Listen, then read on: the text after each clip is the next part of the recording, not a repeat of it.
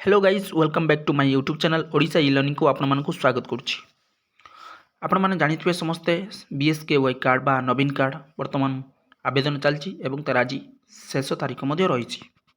तो शेष तारीख जदि रही आप किपर आवेदन करेंगे यार कौन रही क्राइटेरिया आपने जानी थे। मुझे प्रथम कौन रही क्राइटेरिया क्यों मैंने उद्दिष्ट प्रथम जनईदेवी सेकेंड्रे किपर आवेदन कराए ताकि जनईदेवी। आपण मैंने देखुए स्क्रीनिंग होची वर्तमान बीएसकेवाई नवीन कार्ड।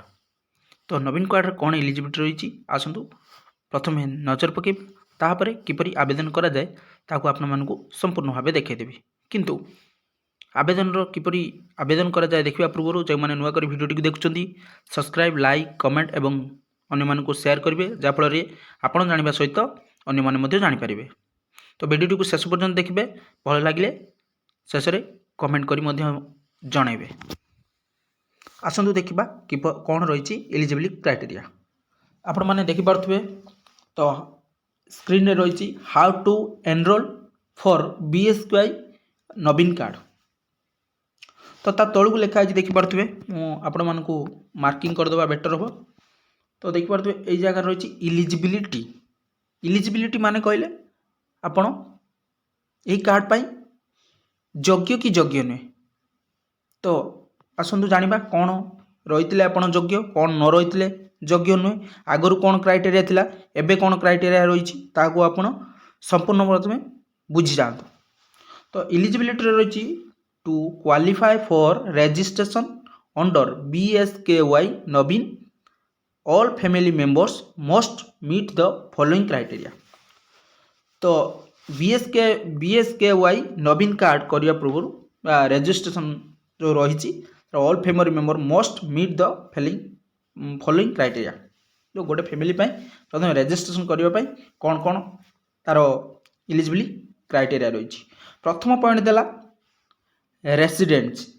रेसिडिंग इन रूराल आपण ग्रामांचल बास करुवा निहाती आवश्यक रही।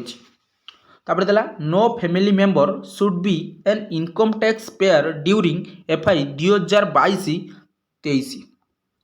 आपण फैमिली रे कौन सी मेंबर जेमिति कि इनकम टैक्स देउन कौ मसीहार ना 2022-23। ये 2 नंबर पॉइंट गला। 3 नंबर पॉइंट को आसिले no family member should be a regular government employ और गवर्नमेंट पेंशन। जदि आपण फैमिली रे कौन सी मेंबर गवर्नमेंट रे चाकरी करिथिबे किंबा गवर्नमेंट पाखरु पेंशन पाउथिबे ताले से माने एलिजिबल क्राइटेरिया भितरे नुहंती। No family member should be part of the existing BSKY beneficiary ration card holder. बुझिपारे ये जो 4टी पॉइंट रही यही पॉइंट भितरे जदि आपण थिबे ये नो फैमिली मेंबर्स मतलब ये नुहंती ये सब हेई नथिबा दरकार। जदि हेई नथिबे ताहले बीएसकेवाई बा विजु स्वास्थ्य कल्याण योजना कार्ड बनै पारिबे। नचेत जदि या भितरे आपणकर एंट्री थिबो जदि कोनोसी आपणकर जदि शहर रे बास करथुबे किंबा इनकम टैक्स दउथुबे किंबा गवर्नमेंट चाकरी बा पेंशन पाउथुबे ताहले आपण माने बीएसकेवाई बा नवीन कार्ड आवेदन करें ना। तो ये रही आपंकर एलिजिबिलिटी क्राइटेरिया। तो एबे जानिबा कि कौन ये जो बीएसकेवाई बा विजु स्वास्थ्य कल्याण योजना कार्ड आवेदन करने कौन कौन रही डॉक्यूमेंट आपने देखिपे। ये रही डॉक्यूमेंट रिक्वायर्ड फॉर रजिस्ट्रेशन करने कौन रही डॉक्यूमेंट। तो आसतु जानिबा ये देखिपे प्रथम पॉइंट रही registration should be done in the name of the head of family. आपण फैमिली रो जे मुख्य से माने रजिस्ट्रेशन करेंगे। तापर कौन देछि सेकंड पॉइंट आम देखिबा। सेकंड पॉइंट देछि any members above age of 18 can apply for BSKY Navin and on behalf of family. मतलब सेकंड पॉइंट रहिला आपनकर आपण जो रजिस्ट्रेशन करेंगे कि हेड ऑफ द फैमिली हे से 18 वर्ष रु ऊर्ध्व होइथिबा निहाती आवश्यक नचेत से माने अप्लाई करि परिबे नाही। 18 वर्ष रु ऊर्ध्व होइथिबा निहाती आवश्यक। तो तापर देखिबा 3 नंबर पॉइंट कौन रही आसतु। 3 नंबर पॉइंट रही the applicant must have an Aadhaar card linked with the on active mobile. आपण को जो आधार कार्ड रही से आधार कार्ड रे मोबाइल नंबर लिंक होइतिबा निहाती जरूरी। एटा 3 नंबर पॉइंट गला। 4 number Aadhaar based EKYC and know your consumer is mandatory the applicant। मतलब आधार सहित EKYC होइतिबा दरकार। ये हला 4 नंबर पॉइंट। 5 नंबर पॉइंट देछि voter ID card for all family members above 18 years age. जदि आपण को फैमिली मेंबर मध्य रे 18 वर्ष ऊर्ध्व समस्त अच्छी से भोटर कार्ड कंपलसरी आवश्यक। द एप्लिकेंट रहा आपंकर 6 नंबर पॉइंट देछि द एप्लिकेंट ऑफ HOF मतलब head of the family must have validity mobile number receive important communication. जो आपंकर हेड ऑफ फैमिली जी परिवार मुख्य रहा जहाँ थ्रो रेजिस्ट्रेशन कराब जहाँ ना रेजिस्ट्रेशन कराब तार मोबाइल नंबर रही निहाटी आवश्यक एवं रिसीव इंपोर्टेंट कम्युनिकेशन से सहित कम्युनिकेशन हो पारुथिबा आवश्यक।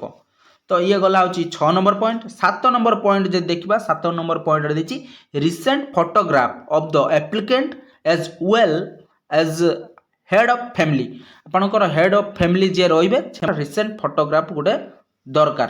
तापर देछि 7 नंबर रो Aadhaar card of all family members including children under 5 years. Aadhaar card जो 5 वर्ष मध्य यदि आधार कार्ड थिबो आधार कार्ड रहिबा आवश्यक। जो 5 वर्ष तलक पिला रहिले आधार कार्ड रही जो आधार कार्ड नाही से तार क्राइटेरिया कौन रही आसतु जानिबा। ये देला ये गला आपनकर 7 नंबर। ये 8 नंबर क्राइटेरिया रही in case Aadhaar card of children under 5 years is not available. जदि 5 वर्ष तलक पिलांकर आधार कार्ड नाही and undertaking must be submitted to provide Aadhaar card number by 30/6/2024। मतलब जो 5 वर्ष पिलांकर जदि आधार कार्ड नाही ताले आपण 30/6/2024 जनवरी फेब्रुआरी मार्च एप्रिल मे जून मास 30 तारिख सुधा आपण आधार कार्ड तैयारी करी सबमिट करि पारिबे। ये जो रही आपणकर 8टी पॉइंट ये रही आपणकर कौन कौन डॉक्यूमेंट आवश्यक एवं एठी रही आपणकर जो देखिपे कौन रही इलिजिबिलिटी क्राइटेरिया ताले आपण माने जानि पारथिबे एथरक इलिजिबिलिटी क्राइटेरिया और कौन कौन डॉक्यूमेंट बुझिपारथिबे। ये दीटा आपण क्लियर हो सारा पर आमे एबे पॉइंट को आसीबा किपरि आवेदन करा जाए किपरि आपण आवेदन करिवे। ये बड़ कथा कि आपण चाहिए मोबाइल रे मध्य आवेदन करें किपरि आवेदन करेंगे मुझे आज आपण मानकु संपूर्ण बुझेबी। जो मैंने ए पर्यंत भिडियोटी को लाइक करना लाइक कर दिंतु एवं सब्सक्राइब कर दिंतु। यही भिडियो मुझे आपण मानकु भरा आनीदेवी जहाँफल कि आपड़ कौन जनसेवा केन्द्र बा मो सेवा केन्द्र कौन कौ जगह को जावाई पड़ोनी आप घरे बस मोबाइल रे मध्य BSKY जेकोसी एनी कार्ड हो आपण करें। तो आसतु देखा किपरि आवेदन करा जाए। देखिपे होयर टू अप्लाई माने अप्लाई कौटी कर the eligible family can apply for BSKY Naveen card in 2 different modes. 2 प्रकार रही कौन कौन रही 2 प्रकार जो देखिपे लिखला 2 प्रकार रही गोटे है सेल्फ रजिस्ट्रेशन मो सेवा केन्द्र आपड़ घरे बसी आवेदन करेंगे एवं मो सेवा केन्द्र को जाई आवेदन करेंगे। ये 2 प्रकार रही आप देखिपे सेल्फ रजिस्ट्रेशन मो सेवा केन्द्र।